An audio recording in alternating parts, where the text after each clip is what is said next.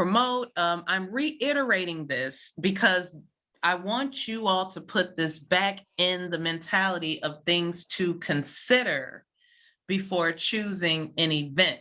Is this an event that you can promote? Is this an event that is being well promoted? Is this an event that there's engagement?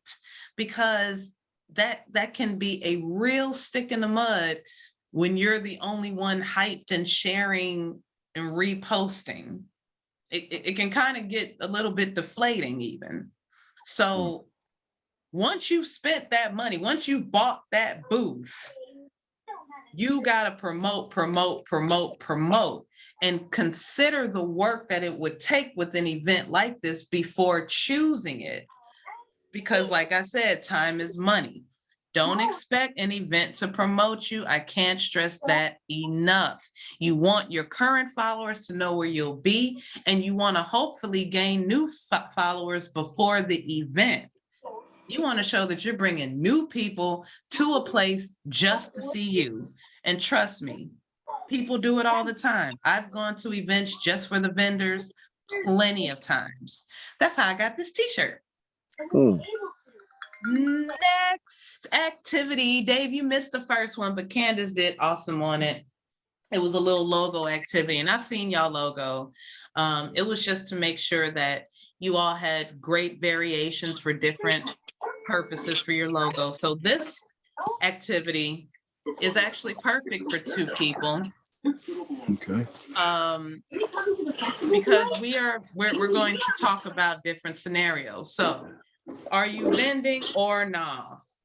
This activity is just sort of a muscle builder, you know, so that you can start looking at events sort of at a glance and kind of tell right off bat, I don't know, you know what I mean? Vendors often have hopes that every single guest invited not only attends the event, but stops by their table and buys something. So let's focus on making profitable interactions, okay? When we're at these events, because if you're looking at whether or not you should vend the event, then once you get there, then you're going to see how well your research played a role into your decision. You're going to be happy, and this activity will show you why. All right. So I'm gonna give you a couple of scenarios. I made these up. I want you all to decide if you would vend it or not. And there's no right or wrong answer, but it does take a little bit of critical thinking. So scenario 1, we've got 2 table attendants. The event is a vendor fair. The duration is 5 hours. The expected number of guests is 200. The vendor fee is $125. Your product is men's watches, and you charge approximately between $50 to $250 per watch. You sell some real nice watches, okay? Scenario 2, 4 booth attendants. The event is an e-commerce convention. The duration is 2 days for 8 hours per day. They're expecting at least 5,000 guests. And by at least, this convention usually pulls at least 5,000, like no question. The vendor fee is $500. The service that you provide is graphic design, and your service cost, of course, varies. Scenario 3, only 1 table attendant. The event is a 420 celebration concert. I threw that in because 420 coming up. The duration is 4 hours, maybe longer. Keep that in mind. That maybe longer is a mother, okay? Expected guests, 75 people. Vendor fee is $50. You're selling infused bath bombs, and your product cost is anywhere from $10 a bath bomb up to maybe you got like a box of 4 for $30, and they're infused with THC. All right, I want you all to take 5 minutes and decide Are you vending these or not? All right, gonna come back at 3:14. Okay. All right.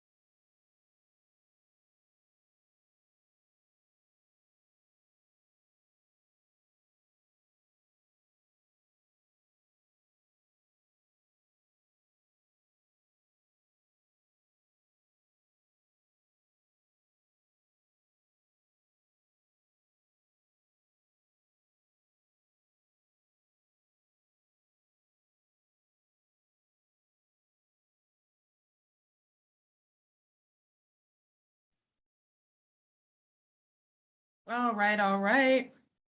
How we doing, good folks? Yeah. All right, cool, cool, cool. So let's go over this together. Like I said, no right or wrong answers. I use these examples often. I switched up the 421. I always do because I'd be bored.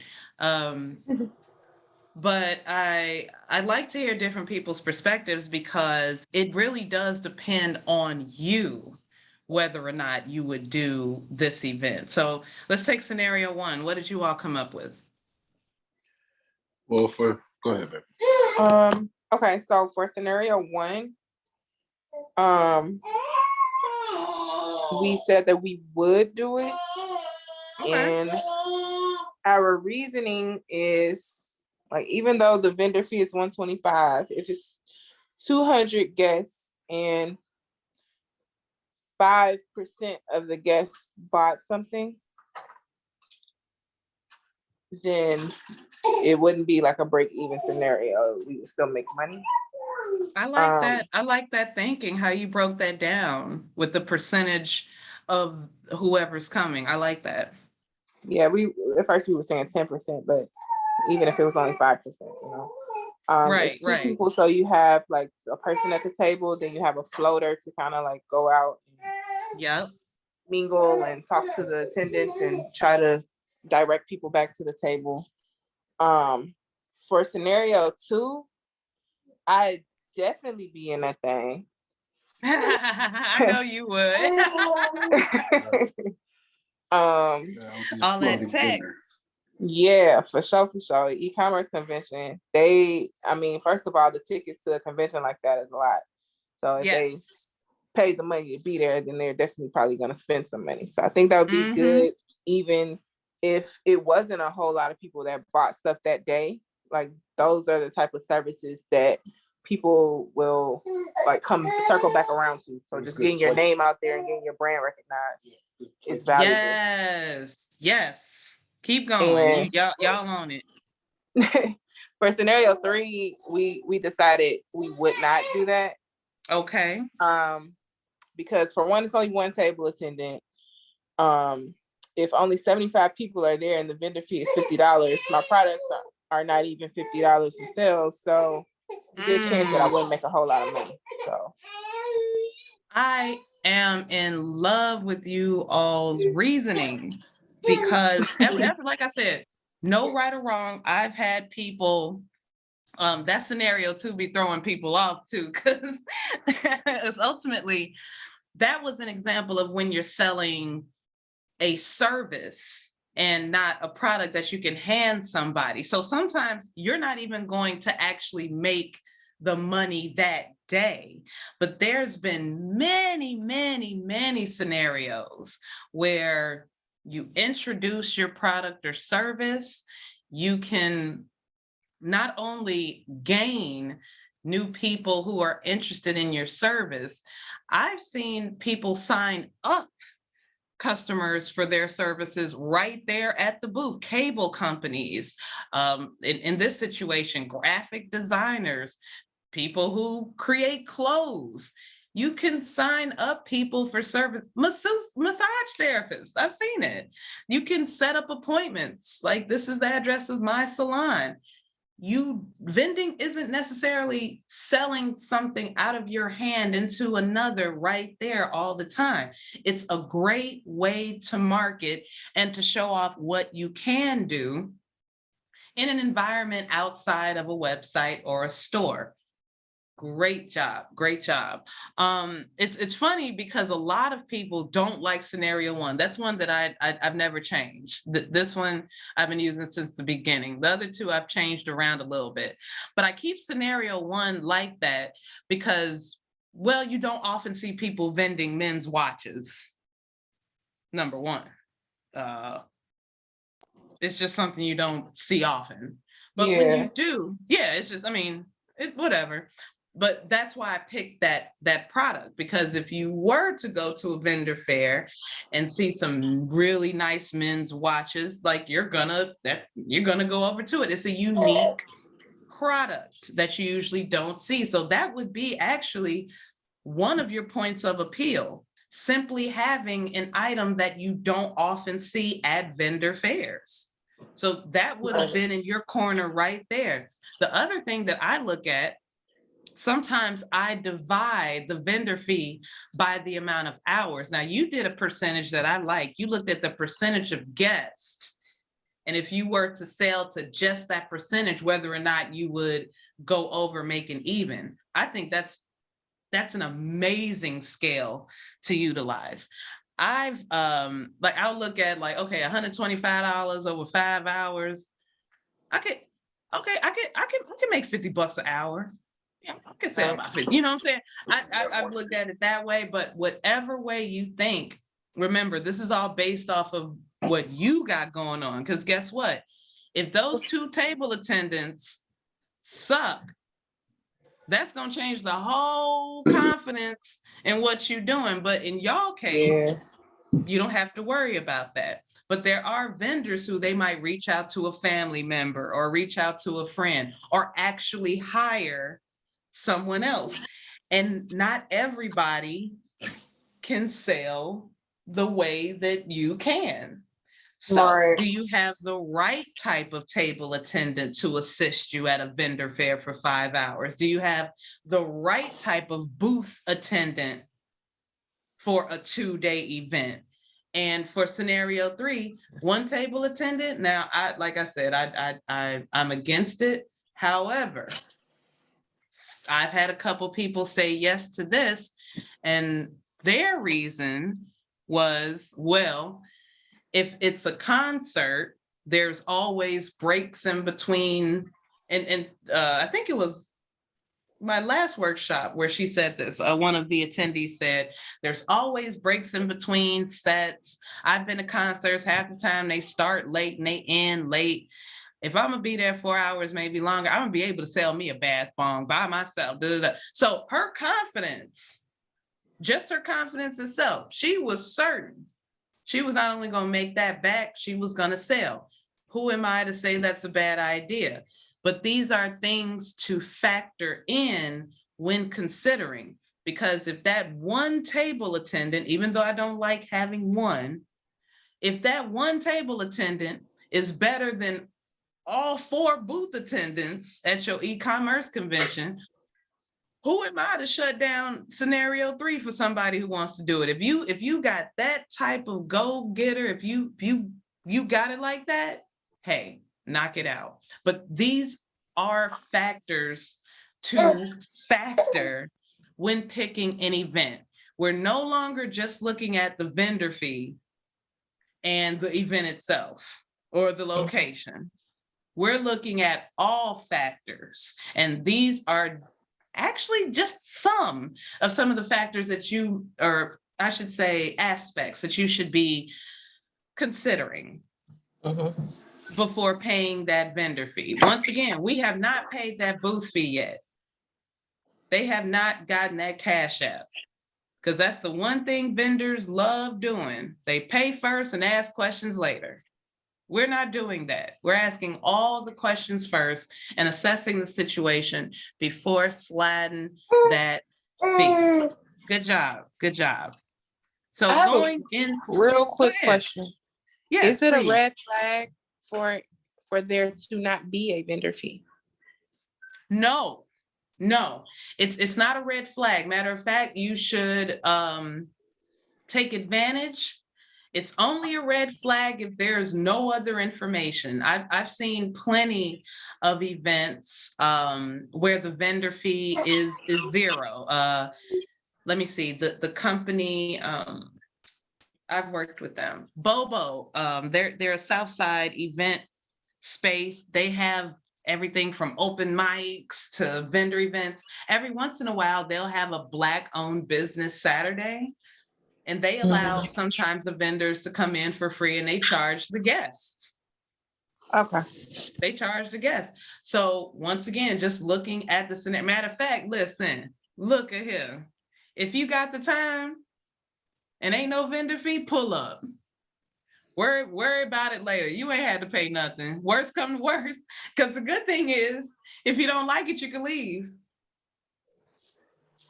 You get to an event to van, you haven't spent no money, just leave. You're not selling nothing. You ain't lost nothing. Right. Yes.